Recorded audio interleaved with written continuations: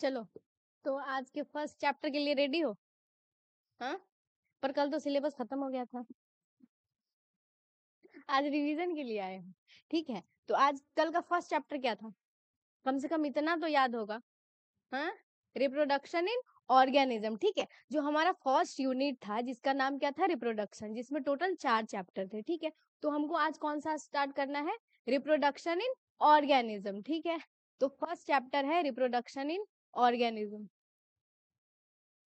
ठीक है, चैप्टर का नाम क्या है? रिप्रोडक्शन इन ऑर्गेनिज्म। जितने भी ऑर्गेनिज्म है, जितने भी जीव है, ठीक है, उसके अंदर क्या पढ़ना है? रिप्रोडक्शन। ठीक है, कि कैसे वो अपने नए जनरेशन को क्या करते हैं? प्रोड्यूस करते हैं। ठीक है, तो यही पे इसी से समझ लो, री का मतलब क्या होता है? दोबारा से। प्रोडक्शन का मतलब क्या करना?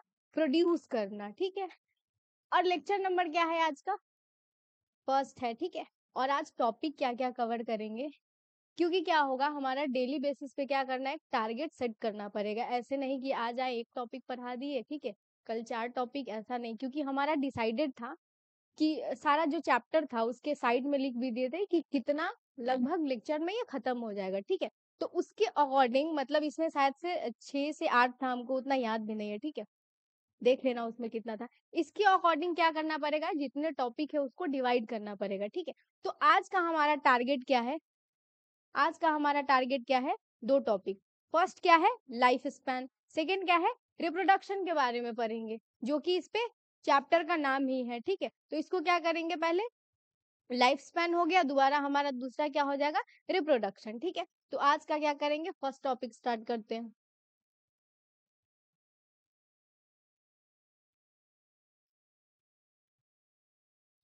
अब टॉपिक क्या है? Introduction and life span. ठीक है, अब लाइफ स्पैन होता क्या है? ठीक है, कभी लाइफ स्पैन के बारे में सुने हो? क्या होता है तुम्हारे अकॉर्डिंग? क्या हो सकता है? ठीक है, कोई भी ऑर्गेनिज्म ले लो, कोई भी लिविंग ऑर्गेनिज्म, ठीक है, उसका लाइफ स्पैन क्या होगा? Period from birth to natural death. ठीक है, यहाँ पे क्या कह रहा है कि लाइफ स्पैन होता क्या है? कि जब एक जीव, ठीक है, क्या होगा? पैदा होगा, ठीक है, और उसके मरने के समय तक का जो क्या होता है? टाइम पीरियड होता है, उसको हम क्या बोलते हैं? Life span. ठीक है, यहाँ पे क्या दिया गया है? Natural death. अब ऐसा नहीं है कि हम आज यहाँ आए पढ़ाने, कल को कुछ ऐसा हो ना भले, ठीक है, मेरा क्या हो गया? डेथ, तो ये क्या होगा? मेरा लाइफ स्पैन। ठीक है, ये क्या होगा? मेरा लाइफ स्पैन नहीं होगा। इसमें क्या है? क्या कंसीडर किया जाता है? Natural death. एक ऑर्गेनिज्म का कौन सा पीरियड? फ्रॉम बर्थ टू, जब वो जन्म लेगा तब से कहां तक? नेचुरल डेथ तक। ठीक है, किसी भी ऑर्गेनिज्म का। समझ में आया? लाइफ स्पैन क्या होता है? लाइफ स्पैन क्या होता है? समझ में आया? क्या होगा? बर्थ से लेकर के नेचुरल डेथ तक। ठीक है, इसमें कोई दिक्कत? अब यहाँ पे क्या दिया गया है?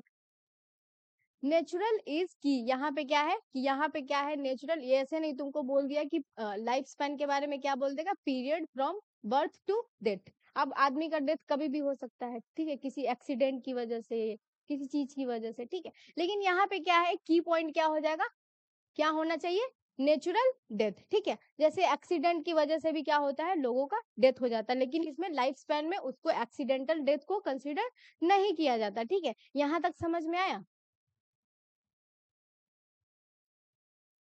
अब यहाँ पे क्या कह रहा है? Every organism has a definite life span. ठीक है, क्या बोल रहा है? कि जितने भी ऑर्गेनिज्म है, कोई ऑर्गेनिज्म हो गया, उसका क्या होता है? डेफिनिट लाइफ स्पैन होता है। मतलब क्या होगा? उसका एवरेज क्या होगा?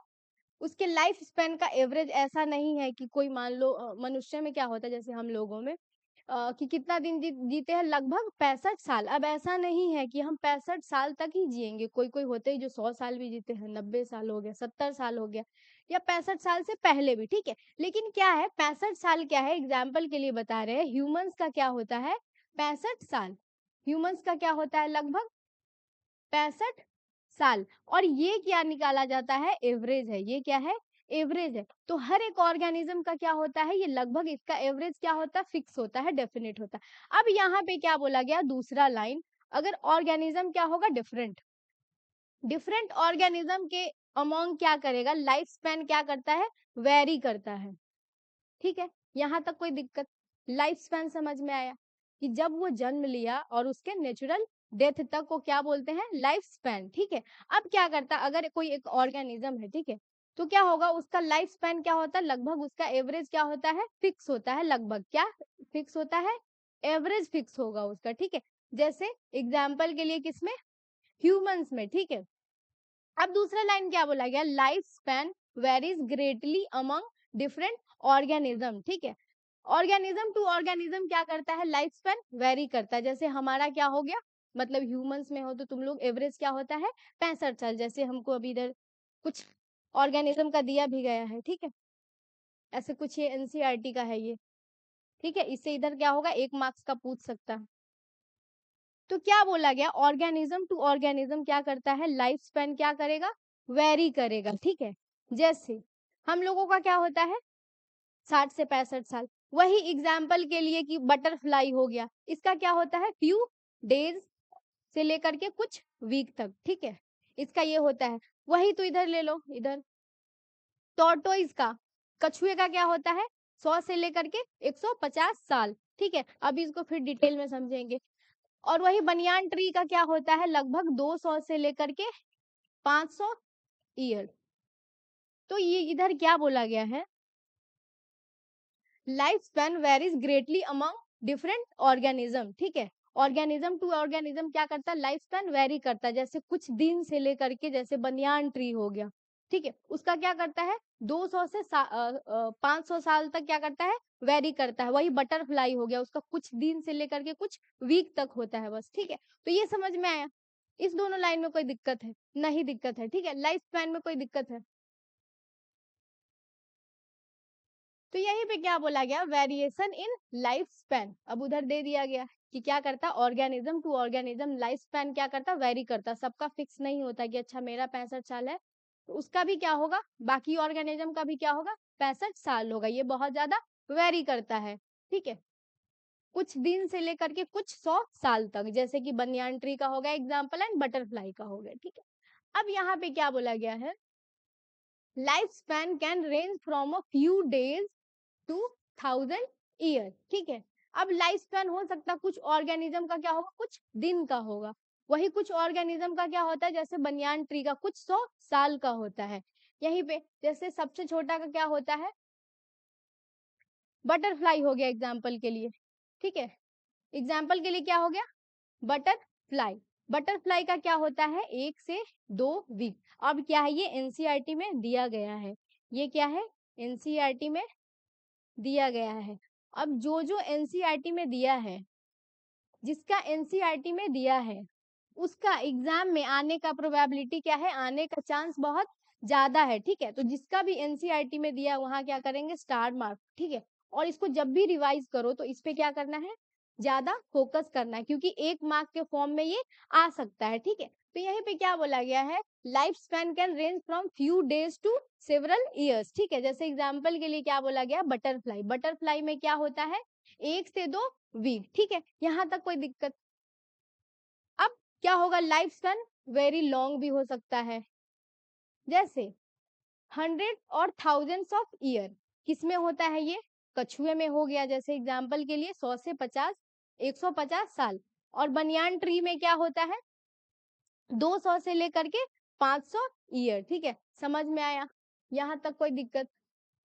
ठीक है, अभी तक क्या पढ़े topic, life span. Life span के बारे में क्या बोला गया है कि किसी भी ऑर्गेनिज्म का लाइफ स्पैन क्या होगा, जब वो जन्म लिया, ठीक है, वहां से लेकर के उसके नेचुरल डेथ तक। समझ में आया। अब क्या बोला, एक ऑर्गेनिज्म का क्या होता है, लाइफ स्पैन का एवरेज क्या होगा, डेफिनेट होगा। ठीक है, वही ऑर्गेनिज्म टू ऑर्गेनिज्म क्या करता है, वेरी करता है। जैसे वो बहुत लाइफ स्पैन बहुत छोटा भी हो सकता है और बहुत बड़ा भी हो सकता है। ठीक है, जैसे छोटा के लिए एग्जाम्पल दिया गया बटरफ्लाई। बटरफ्लाई में क्या होता है, 1 से 2 वीक। ठीक है, और लाइफ स्पैन क्या होगा, बहुत बड़ा भी हो सकता है। जैसे एग्जाम्पल के लिए कछुआ। कछुआ का क्या दिया गया है, 100 से लेकर के 150 साल। वही बनियान ट्री का 200 से लेकर के 500 ईयर। ठीक है, यहाँ तक समझ में आया। अब ये क्या दिया गया है, अप्रोक्सीमेट लाइफ स्पैन। ठीक है, अब इसको क्या करना है, याद करना है।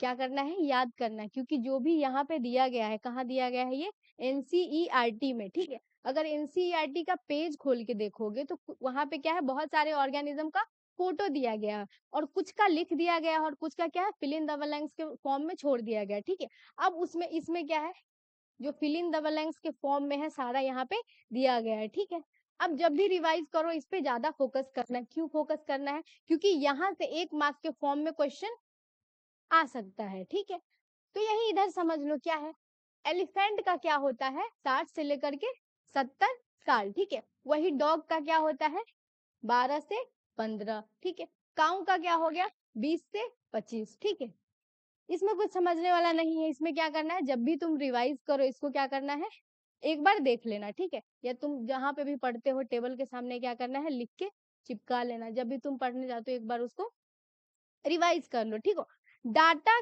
डाटा को याद करने का यही तरीका है।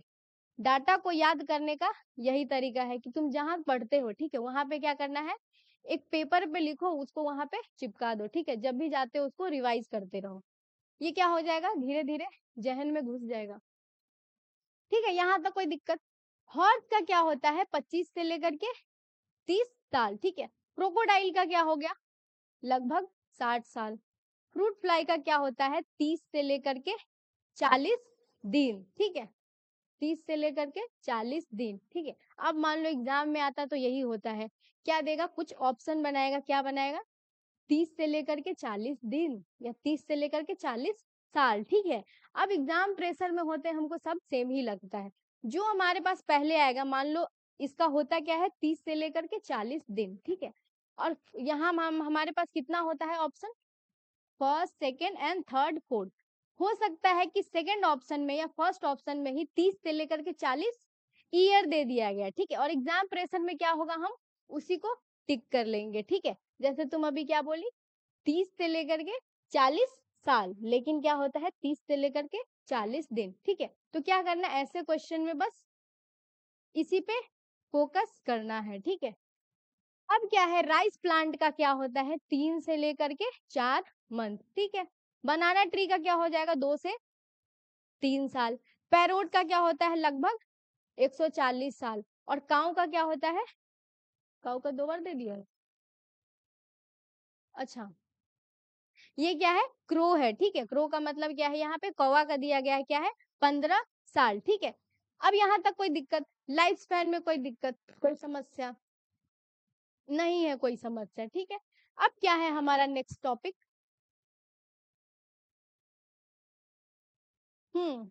अब इधर क्या दिया गया, जैसे तुम पैरोट को देख सकते हो। ठीक है, पैरोट का क्या दिया गया है, 140 साल। ठीक है, क्या दिया गया है, 140 साल। वहीं पे क्या दिया गया है, क्रो, क्या दिया गया है, कौवा। दोनों का साइज लगभग क्या होता है, सेम होता है, लेकिन लाइफ स्पैन देखो कितना वेरी करता है।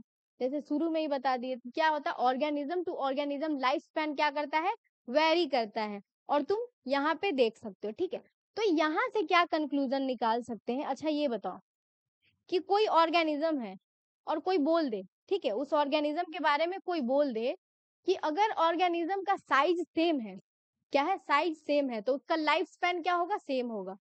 ये स्टेटमेंट सही है या गलत है, गलत है। ठीक है, एग्जाम्पल के लिए लगभग पैरोट और क्रो, कौवा का जो साइज होता है क्या होता है, लगभग सेम होता है, लेकिन लाइफ स्पैन क्या करता है, इसका बहुत ज्यादा वेरी करता है। ठीक है, तो यहीं पे क्या दिया गया एनसीईआरटी में लाइन, लाइफ स्पैन क्या है, is not related to size. ये लाइफ स्पैन साइज से रिलेटेड नहीं है। ऐसा नहीं है कि हाथी का क्या है, साइज बहुत बड़ा है तो वो ज्यादा दिन जिएगा। ठीक है, कोई ऐसी ऑर्गेनिज्म जिसका साइज छोटा है वो कम दिन जिएगा। ठीक है, तो साइज से रिलेटेड ये नहीं है। ठीक है, हो सकता है जिस ऑर्गेनिज्म का साइज छोटा हो, ठीक है, हो सकता है वो ज्यादा दिन जिए। ठीक है, जैसे एग्जाम्पल के लिए पैरेट हो गया और क्रो हो गया। ठीक है, क्रो का क्या होता है, इसका भी साइज स्मॉल होता है, पैरेट का भी साइज क्या होगा, स्मॉल होगा, लगभग दोनों का साइज क्या होता है, सेम ही होता है, लेकिन लाइफ स्पैन क्या करता है, इसका बहुत ज्यादा वेरी करता है। ठीक है, 15 से इसका क्या है, 15 साल, और इसका क्या है, 140 साल। ठीक है, अब इसी को, क्योंकि तुम्हारा क्या है, स्टेटमेंट में लिखना है, क्या लिखना है वहां पे, एग्जाम में ऐसे तुम थोड़ी लिख सकते हो, एग्जाम में क्या होता है, स्टेटमेंट बना के लिखना होता है। ठीक है, तो उसी के बारे में यहाँ क्या लिखा गया है, crow and parrot are similar in size, दोनों का साइज क्या होता है, सिमिलर होता है, but have vastly different life span, ठीक है, दोनों के लाइफ स्पैन में क्या होता है, बहुत ज्यादा डिफरेंस होता है। सिमिलरली मैंगो ट्री क्या होता है, मैंगो ट्री का क्या होगा, शॉर्टर लाइफ, और पीपल ट्री का क्या होता है, लॉन्गर लाइफ। जैसे दोनों का साइज भी वैसे बहुत ज्यादा वेरी करता है, ठीक है, लेकिन क्या होता है, दोनों प्लांट की कैटेगरी में ही आएगा, ठीक है, दोनों क्या होता है, प्लांट की कैटेगरी में आता है, लेकिन क्या करता है, इन दोनों का क्या होगा, जो लाइफ स्पैन है वो बहुत वेरी करता है, बहुत अलग होता है, ठीक है, यहाँ तक कोई दिक्कत। अब लाइफ स्पैन का ये हमारा लास्ट टॉपिक था। डेथ के बारे में क्या गया है, बोला गया है कि ये क्या है, यूनिवर्सल रियलिटी है, जो इस दुनिया में आया है उसको एक दिन जाना है, ठीक है, तो ये क्या है, यूनिवर्सल ट्रूथ है। तो इसके बारे में क्या बोला गया, लेकिन इसका कुछ क्या है, एक्सेप्शन भी है, इसका क्या है, एक्सेप्शन भी है, जिसके बारे में पढ़ेंगे।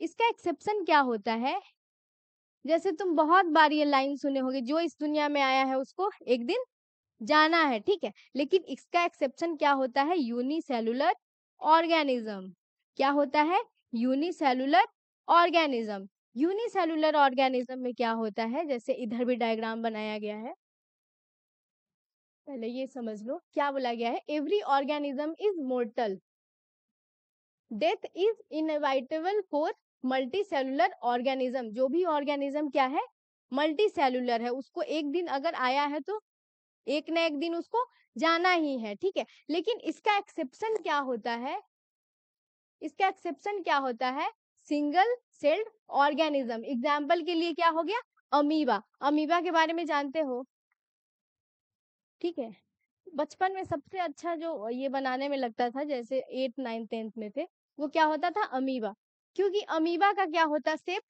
फिक्स ही नहीं होता, अमीबा का क्या होता है, शेप फिक्स ही नहीं होगा। अब अमीबा क्या करता है, क्यों बोला गया कि ये डिवाइड, अमीबा किसमें, ये बीच से क्या होगा, ब्रेक होगा, और क्या बनाएगा ये, दो डॉटर अमीबा, ठीक है, क्या बनाएगा ये, इसका क्या है, दो डॉटर अमीबा, क्या है, डॉटर अमीबा,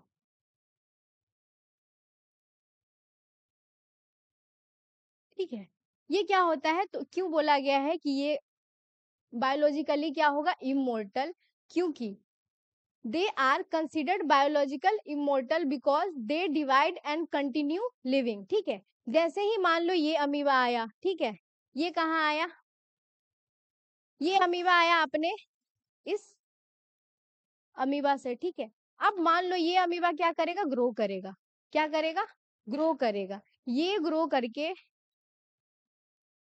ये ग्रो करके फिर क्या करेगा, दो अमीबा में कन्वर्ट होगा, क्या होगा, फिर से दो डॉटर अमीबा में कन्वर्ट होगा, ठीक है, और इसका लाइफ साइकिल क्या होता है, ऐसे ही चलता जाता है, ठीक है, ये जीवन में कभी इसके मरेगा नहीं ये, तो इसीलिए क्या बोला गया, इसका एक्सेप्शन क्या होता है, सिंगल सेल्ड ऑर्गेनिज्म। एग्जाम्पल के लिए क्या हो गया, amoeba, they are considered biologically immortal, ठीक है, because they divide and continue to life, ये कभी मरेगा नहीं, ठीक है, एक अमीबा है, बस डिवाइड करके टूट के कितने में कन्वर्ट हो जाएगा, दो अमीबा में, ठीक है, इसे एग्जाम्पल के लिए बताया गया कि पेरेंट यूनिसेलुलर ऑर्गेनिज्म है।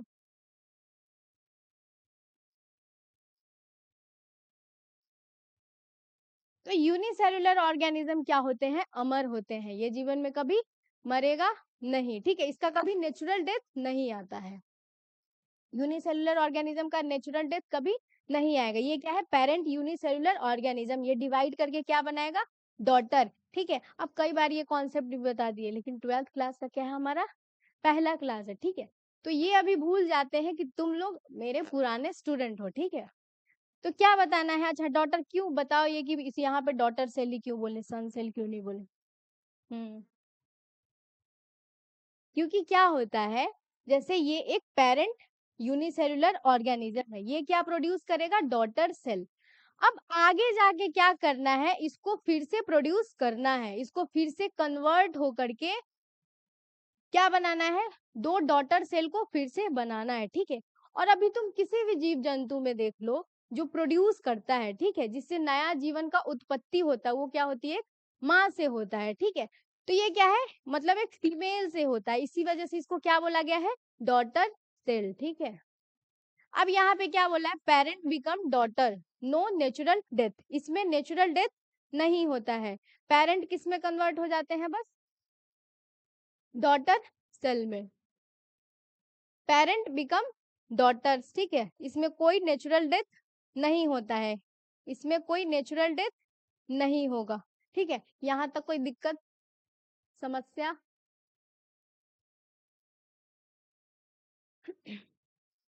अब जो हमारा मेन टॉपिक था, जिसपे इस चैप्टर का नाम भी है, ठीक है, क्या नाम है चैप्टर का, रिप्रोडक्शन, ठीक है। तो सबसे पहले किसके बारे में पढ़ना पड़ेगा, रिप्रोडक्शन के बारे में, क्योंकि इसके आगे का जो दो हमारा चैप्टर है, क्या है, reproduction in humans and reproduction in higher plant, ठीक है। तो बाकी का जो 2-3 चैप्टर और है हमारा किससे रिलेटेड है, रिप्रोडक्शन से रिलेटेड है, ठीक है। तो इस चैप्टर को, बाकी का जो 2 चैप्टर है उसका एज अ समरी समझ लो, ठीक है, क्योंकि इसमें भी हम पढ़ेंगे फर्टिलाइजेशन के बारे में। फर्टिलाइजेशन के पहले क्या होगा, pre fertilisation event, post fertilisation event. अब लग रहा होगा कि क्या बोल रही है, अगर नहीं सुने होगे, ठीक है। तो क्या होता है, प्री फर्टिलाइजेशन से पहले क्या होता है, प्री फर्टिलाइजेशन इवेंट, फर्टिलाइजेशन के बाद क्या होगा, पोस्ट फर्टिलाइजेशन इवेंट। अभी ऐसे तुम कनेक्ट नहीं कर पा रहे हो, जैसे वेडिंग सुने हो, वेडिंग से पहले होता है ना प्री वेडिंग शूट हो गया या प्री वेडिंग इवेंट हो गया, वेडिंग के बाद क्या होता है, पोस्ट वेडिंग इवेंट हो गया, जैसे रिसेप्शन होता है, ठीक है। तो ऐसे हमको पढ़ना है, क्या पढ़ेंगे, fertilisation, post fertilisation event, pre fertilisation event, post fertilisation event, ठीक है। तो ये सब क्या करना है, उधर भी पढ़ना है और इस चैप्टर में भी पढ़ना है, ठीक है। तो बाकी का जो 2 चैप्टर, इसका एज अ समरी समझ लो। तो हमको क्या समझना है, रिप्रोडक्शन के बारे में क्या पढ़ना है, रिप्रोडक्शन के बारे में। अब रिप्रोडक्शन को क्या बोला गया है, ये क्या है, बायोलॉजिकल प्रोसेस है, ठीक है। बायोलॉजिकल प्रोसेस क्या, ऐसा प्रोसेस जो कि लाइफ को मेंटेन करने के लिए जरूरी है, ठीक है। By which an organism produce young ones, ठीक है, क्या करेगा, यह एक प्रोसेस है, ठीक है, जिसमें कोई भी ऑर्गेनिज्म अपने नए जीवन को क्या करेगा, उत्पन्न करता है, ठीक है, जिसको हम क्या बोलते हैं, रिप्रोडक्शन। अब ऐसा नहीं है कि कोई गाय है, ठीक है, तो गाय किसके बच्चे को जन्म देगी, भैंस के बच्चे को जन्म देगी, या भैंस है तो भैंस किसके बच्चे को देगी, गाय के बच्चे को। कभी ऐसे सुने हो, नहीं, ठीक है। तो क्या बोल रहा है, सिमिलर टू इटसेल्फ, अगर वो गाय है तो क्या हो, कभी ऐसे देखे हो, अच्छा ये गाय भैंस का छोड़ो, कभी ऐसा देखे हो कि कोई मैंगो का कोई वैरायटी है, आम का कोई वैरायटी है, ठीक है, उस पे दूसरे वैरायटी का आ गया, जैसे मान लो एग्जाम्पल के लिए बता रहे, मालदा के बारे में सुने हो, तो मालदा का जो वैरायटी है उस पे क्या आएगा, मालदा आम ही आएगा। एग्जाम्पल के लिए कभी देखे हो कि अमरूद के पेड़ पे सेब आ गया हो, नहीं आया, ठीक है। तो ये सब किसका पार्ट है, रिप्रोडक्शन का पार्ट है, ठीक है। तो इसमें क्या बोला गया, a biological process by which an organism produce young ones, ठीक है, अपने ऑफस्प्रिंग को क्या करेगा, अपने बच्चे को प्रोड्यूस करेगा, सिमिलर टू इटसेल्फ, ठीक है। अब इसमें क्या होता है, एक साइकिल चलेगा, क्या साइकिल, किसी भी ऑर्गेनिज्म में हमारा क्या होता है, जन्म होता है, फिर हम क्या करते हैं, ग्रो करते हैं, बच्चे बड़े होएंगे, ठीक है।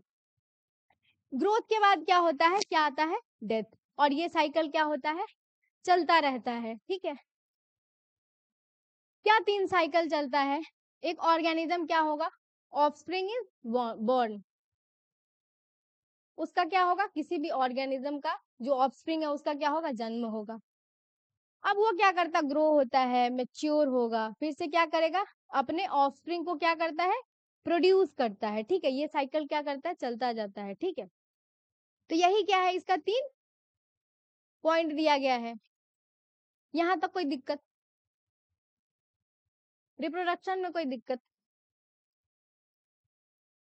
अब क्या है, इंपॉर्टेंस क्या है रिप्रोडक्शन का, क्या दिया गया है, इंपॉर्टेंस ऑफ रिप्रोडक्शन, ठीक है। अच्छा, रिप्रोडक्शन क्यों जरूरी है, क्यों जरूरी है रिप्रोडक्शन, रिप्रोडक्शन नहीं होता फिर भी तो हम लोग जिंदा रह ही लेते, ठीक है। ऐसा तो नहीं है कि हम सांस नहीं लेंगे तो मर जाएंगे, ठीक है। सॉरी, ऐसा है कि जैसे जैसे हम लोग को क्या होता है, अगर हम सांस नहीं लेंगे तो क्या होगा, मर जाएंगे, लेकिन ऐसा नहीं है कि रिप्रोड्यूस नहीं करेंगे तो मर जाएंगे, ठीक है। ये हमारे लिए उतना इसेंशियल तो नहीं है, ठीक है। और अगर इसेंशियल नहीं होता तो क्या होता, ये होता भी नहीं, ठीक है। अगर हो रहा है तो मतलब क्या है, ये इसेंशियल है। और तुम्हारे अकॉर्डिंग क्यों इसेंशियल है ये? अगर मान लो, ठीक है, कि कोई भी ऑर्गेनिज्म है वो रिप्रोड्यूस नहीं करता है, तो मान लो उसका क्या है, एक पॉपुलेशन रहता है, उस पर्टिकुलर पॉपुलेशन में क्या है, कोई पर्टिकुलर ऑर्गेनिज्म रहता है। क्या रहता है? कोई पर्टिकुलर ऑर्गेनिज्म। मान लो ये लोग क्या करता है, रिप्रोड्यूस नहीं करता है। अब क्या बताएं, यूनिसेलुलर को छोड़ के जो भी मल्टी सेलुलर ऑर्गेनिज्म है, ठीक है, अगर वो जीवन में आया है तो एक ना एक दिन उसको जाना भी है।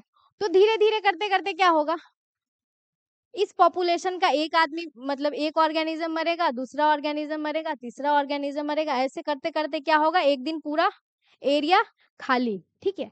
तो क्या है, रिप्रोडक्शन क्यों जरूरी है? किसी भी पॉपुलेशन को, किसी भी स्पीसीज को कंटिन्यू रखने के लिए, किसी भी प्रजाति को कंटिन्यू रखने के लिए, ठीक है। तो यहीं पे क्या बोला गया, इंश्योर कंटिन्यूटी ऑफ स्पीसीज, ठीक है। किसी भी प्रजाति के कंटिन्यूटी को क्या करता है, ये मेंटेन करता है। दूसरा क्या कर रहा है, help maintain population generation after generation, ठीक है। ये क्या करता है, रिप्रोडक्शन एक जनरेशन से दूसरे जनरेशन तक क्या करेगा, पॉपुलेशन को ये मेंटेन करके रखता है। अब कैसे मेंटेन करेगा, क्योंकि उस पॉपुलेशन में जो कुछ ऑर्गेनिज्म है उसका क्या होगा, डेथ होगा, कुछ ऑर्गेनिज्म का क्या होगा, नए उस पॉपुलेशन में क्या होगा, जन्म लेंगे। तो इससे क्या होता है, कुछ गए और कुछ आए, तो क्या होगा, पॉपुलेशन मेंटेन रहेगा। उसमें कौन हेल्प करता है, रिप्रोडक्शन हेल्प करता है, ठीक है। तीसरा क्या है, प्रिवेंट एक्सटिंक्शन ऑफ ऑर्गेनिज्म, किसी भी ऑर्गेनिज्म को विलुप्त होने से क्या करता है, ये बचाएगा, ठीक है। अगर रिप्रोडक्शन हो रहा है उस पॉपुलेशन में तो वो पॉपुलेशन कभी भी विलुप्त नहीं होगा, मतलब एक्सटिंक्ट नहीं होगा। समझ में आया? तीनों क्या है, बस इसी से रिलेटेड है, ये दोनों जो है पॉइंट इसी पॉइंट से रिलेटेड है, ठीक है। तो रिप्रोडक्शन क्या इंश्योर करता है, कंटिन्यूटी ऑफ स्पीसीज, ठीक है। किसी भी प्रजाति को वो क्या रहेगा, उसकी कंटिन्यूटी को मेंटेन करता है। Help maintain population generation after generation. दूसरा क्या करता है, किसको मेंटेन करेगा, ये पॉपुलेशन को मेंटेन करता है। किसको मेंटेन करता है, पॉपुलेशन को मेंटेन करता है। दूसरा, किसी भी प्रजाति को क्या होता है, विलुप्त होने में ये विलुप्त नहीं होने देगा। अब क्या है, रिप्रोडक्शन के कितने टाइप होते हैं, अभी तक इतना समझ लो। अगर तुम थोड़ा भी पढ़े हो तो क्या है, ये हमारा अभी तक बस रिवीजन चल रहा है, क्योंकि रिप्रोडक्शन क्या है, हम लोग 10th क्लास में भी पढ़े थे, ठीक है, 11th क्लास में नहीं था बस। हम्म अगर इससे अच्छा भी तुम बना सकते हो, ठीक है, तुम्हारी मर्जी। क्योंकि क्या है, ऑलरेडी इसमें बहुत ज्यादा मेहनत किया जाता है नोट्स बनाने में, ठीक है। इतना सुंदर नोट्स बनाने में क्या है, बहुत ज्यादा मेहनत किया जाता है, ताकि तुम लोगों को ज्यादा परेशानी नहीं हो, ठीक है। अगर तुम चाहो तो इसको भी रख सकते हो और कॉपी में बना भी सकते हो इसी को, ठीक है। अब क्या है, डाइवर्सिटी इन रिप्रोडक्टिव मेथड, ठीक है। अब क्या है, जो अलग अलग ऑर्गेनिज्म है, अलग अलग ऑर्गेनिज्म है, उसमें रिप्रोडक्शन का मेथड क्या होता है, अलग अलग होता है। जैसे एग्जाम्पल के लिए क्या है, कोई ऑर्गेनिज्म कहाँ रहता है, कहाँ रहेगा वो, अगर रहता है वो पानी में, कहाँ रहता है वो, कहाँ रहेगा, पानी में। तो ऐसे ऑर्गेनिज्म को हम क्या बोलते हैं, एक्वेटिक एनिमल। क्या बोलते हैं, एक्वेटिक एनिमल, ठीक है। क्या बोलते हैं, एक्वेटिक एनिमल। अब ये क्या करता है, जो पानी में रहने वाले ऑर्गेनिज्म है वो क्या करते हैं, अपने गैमीट को, गैमीट क्या होता है, समझ में आता है? अब क्या होता है, जो भी ऑर्गेनिज्म है वो क्या करेगा,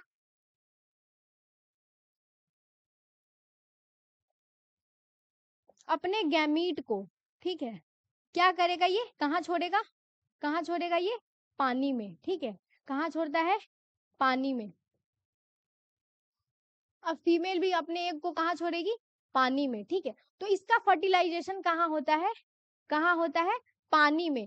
तो ऐसे फर्टिलाइजेशन को हम क्या बोलते हैं, एक्सटर्नल फर्टिलाइजेशन, ठीक है। अगर इंटरनल, जैसे ह्यूमंस के अंदर क्या होता है, इंटरनल फर्टिलाइजेशन, मतलब किसके अंदर होता है, बेसिकली फीमेल के अंदर, ठीक है।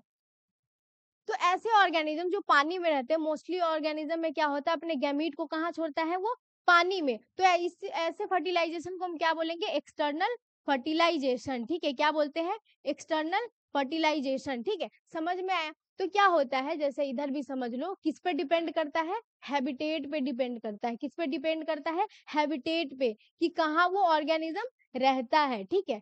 किस, वो धरती पे रहता है या पानी में रहता है, ठीक है। उस पे क्या करेगा, इसका टाइप ऑफ रिप्रोडक्शन डिपेंड करेगा, ठीक है। जो मोस्टली मोस्टली क्या, ज्यादातर जो ऑर्गेनिज्म होते हैं, ठीक है, अगर वो धरती पे रहता है तो क्या होगा, इंटरनल फर्टिलाइजेशन, मतलब फर्टिलाइजेशन कहाँ होता है, फीमेल के अंदर, ठीक है। और जो मोस्टली क्या होते हैं, एक्वेटिक एनिमल होते हैं, जो पानी में रहने वाले ऑर्गेनिज्म होता है, उसका क्या होता है, एक्सटर्नल फर्टिलाइजेशन, ठीक है। तो फर्स्ट किस पे डिपेंड करता है, हैबिटेट पे। दूसरा किस पे डिपेंड करता है, इंटरनल फिजियोलॉजी। किस पे, इंटरनल फिजियोलॉजी। अब इंटरनल फिजियोलॉजी का क्या हो गया, हार्मोन का लेवल क्या है,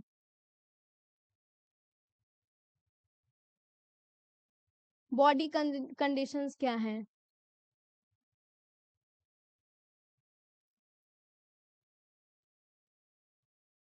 वो रिप्रोडक्टिवली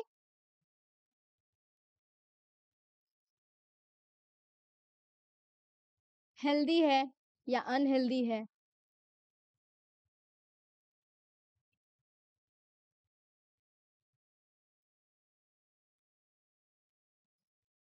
ठीक है, यहाँ तक कोई दिक्कत। किस पे डिपेंड करता है, पहला तो डिपेंड करेगा हैबिटेट पे, इंटरनल फिजियोलॉजी की, उसके बॉडी, उस ऑर्गेनिज्म के बॉडी के कंडीशंस क्या है, ठीक है। फिर क्या हो गया, थर्ड क्या हो जाएगा, स्ट्रक्चर ऑफ ऑर्गेनिज्म। क्या होता है, स्ट्रक्चर ऑफ ऑर्गेनिज्म, ठीक है। जैसे मान लो जो यूनिसेलुलर होते हैं, एग्जाम्पल के लिए बस, यूनिसेलुलर होते हैं, वो क्या करते हैं, एक से क्या करेगा, बस दो में डिवाइड हो जाएगा। क्या करता है, एक से दो में बस डिवाइड हो जाएगा। वही मल्टी सेलुलर में क्या होता है, बहुत कॉम्प्लेक्स होता है। मल्टी सेलुलर में क्या होगा, रिप्रोडक्शन बहुत कॉम्प्लेक्स होता है, जिसको हमको डिटेल में भी पढ़ना है सेकेंड और थर्ड चैप्टर में। मल्टी सेलुलर ऑर्गेनिज्म में क्या होता है, कॉम्प्लेक्स होता है, बहुत ज्यादा, बहुत सारे इवेंट होते हैं। पहले गमीट मिलेगा, ठीक है, फर्टिलाइजेशन होगा, उसके बाद क्या बनता है, जाइगोट बनेगा। तो क्या होता है, इसमें बहुत कॉम्प्लेक्स होता है। सबसे लास्ट क्या हो गया, इन्वायरमेंटल कंडीशन, कि जिस एरिया में वो ऑर्गेनिज्म रहता है, ठीक है, उसका इन्वायरमेंटल कंडीशन कैसा है, ठीक है, उसको रिप्रोड्यूस करने के लिए फेवरेबल है या नहीं, ठीक है। अगर फेवरेबल होगा तो क्या करेगा, प्रोड्यूस करेगा, अगर फेवरेबल नहीं है तो प्रोड्यूस नहीं करेगा। जैसे क्या इफेक्ट करता है इन्वायरमेंट को, टेम्परेचर। क्या इफेक्ट करेगा, टेम्परेचर। जिस एरिया में रहता है मॉइस्चर है कि नहीं, एंड बाकी अदर कंडीशन। अब यहाँ पे मॉइस्चर क्यों, क्योंकि बहुत सारे ऐसे ऑर्गेनिज्म होते हैं, ठीक है, जिसके ऑफस्प्रिंग को क्या होना, अ, उसके ऑफस्प्रिंग के डेवलपमेंट के लिए क्या चाहिए होता है, कुछ ऑर्गेनिज्म ऐसे होते हैं जिसके ऑफस्प्रिंग के डेवलपमेंट के लिए क्या चाहिए होता है, मॉइस्चर कंडीशन, ठीक है। क्या चाहिए होता है, मॉइस्चर कंडीशन, ठीक है। क्या चाहिए होता है, नमी। अगर उस एरिया में नमी नहीं है तो क्या करेगा, वो प्रोड्यूस नहीं करेगा। अगर प्रोड्यूस भी करता है तो क्या होगा, उसका ऑफस्प्रिंग मर जाएगा। तो ये क्या होता है, कुछ इन्वायरमेंटल कंडीशन, बाकी अदर और कंडीशन भी होते हैं।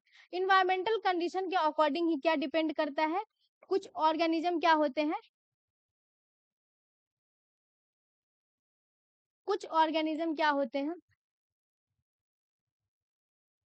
सीजनली क्या करेंगे, ब्रीड। क्या होते हैं, सीजनल ब्रीडिंग। क्या करते हैं, सीजनल ब्रीडिंग, ठीक है। यहाँ तक कोई दिक्कत।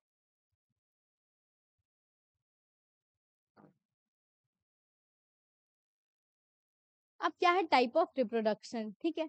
टाइप ऑफ रिप्रोडक्शन किस पे बेस्ड है, कि उस पे कितने जो रिप्रोडक्शन का जो टाइप है, ठीक है, उसमें कितने पेरेंट इन्वॉल्व है। अगर सिंगल पेरेंट इन्वॉल्व होते हैं, ठीक है, जैसे अभी अमीबा का ही पढ़ा है, उसमें हमको क्या चाहिए, बस एक पेरेंट्स चाहिए, बस वो पेरेंट्स टूटेगा और क्या होगा, दो में कन्वर्ट हो जाएगा, ठीक है। तो उसको हम क्या बोलेंगे, एसेक्सुअल रिप्रोडक्शन, जिसमें क्या इन्वॉल्व होते हैं, बस सिंगल पेरेंट, अगर दो पेरेंट इन्वॉल्व है तो उसको क्या बोलेंगे? सेक्सुअल रिप्रोडक्शन, ठीक है। इसको क्या बोलते हैं? अगर दो पेरेंट इन्वॉल्व है उसमें क्या होगा? सेक्सुअल रिप्रोडक्शन, ठीक है। अब नेक्स्ट लेक्चर हमारा किस पे होगा? ए सेक्सुअल रिप्रोडक्शन पे, ठीक है। किस पे होगा? ए सेक्सुअल रिप्रोडक्शन में, कि ये होता क्या है, इसके टाइप क्या क्या है, इसके टाइप का। अब जो एसेक्सुअल रिप्रोडक्शन है, ठीक है, जैसे तुम सुने होंगे बडिंग हो गया या फ्यूजन हो गया, अब लग रहा होगा कि ये क्या है। तो ये सब के बारे में क्या पढ़ना है? ये सब किस में आ जाएगा? रिप्रोडक्शन के टाइप में। किस में आ जाएगा? एसेक्सुअल रिप्रोडक्शन के टाइप में, ठीक है। तो रिप्रोडक्शन कितने टाइप के होते हैं? दो, एक हो जाएगा एसेक्सुअल, दूसरा क्या हो जाएगा? सेक्सुअल, ठीक है। तो कल क्या पढ़ना है हमको? डिटेल में क्या पढ़ना है? एसेक्सुअल रिप्रोडक्शन के उसमें टाइप क्या क्या होते हैं, उसके एग्जाम्पल्स क्या क्या होता है, कौन कौन ऐसे ऑर्गेनिज्म है जो कि क्या करेगा? उस टाइप को शो करता है, ठीक है। इतना समझ में आया?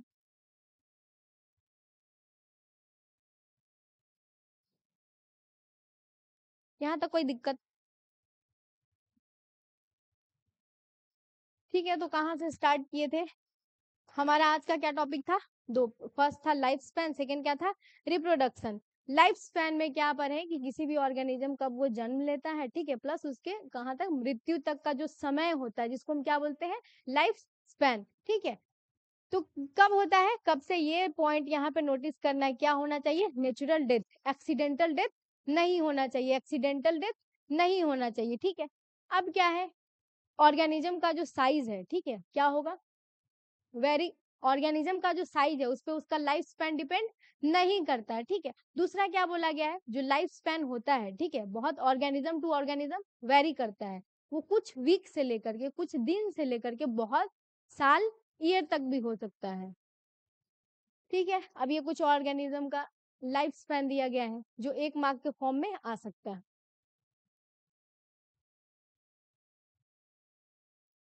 यहाँ तक कोई दिक्कत? दूसरा हमारा रिप्रोडक्शन पढ़ना था, रिप्रोडक्शन के कितने टाइप होते हैं।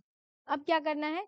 रिप्रोडक्शन का जो दो टाइप होता है उसमें से एक टाइप के बारे में पढ़ना है, ठीक है। अब होमवर्क क्या हो गया? होमवर्क कहाँ लिखे? इधर ही लिख देते हैं।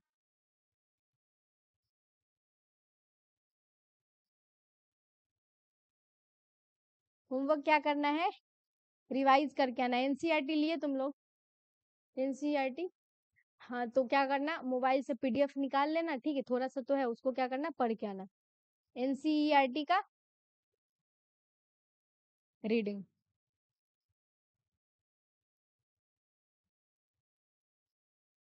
हाँ, बस लाइफ स्पैन के बारे में, ठीक है। रिप्रोडक्शन भी थोड़ा सा हुआ था, लेकिन रिप्रोडक्शन के बारे में नहीं पढ़ना, बस किस टॉपिक के बारे में? सिर्फ लाइफ स्पैन के बारे में। दूसरा याद क्या करना है? क्या याद करना है बताओ? हाँ,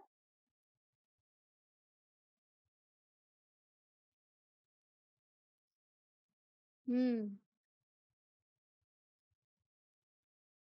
हो गया यहाँ तक? और कोई डाउट हो तो पूछ लेना कल, ठीक है। हम्म। हम्म।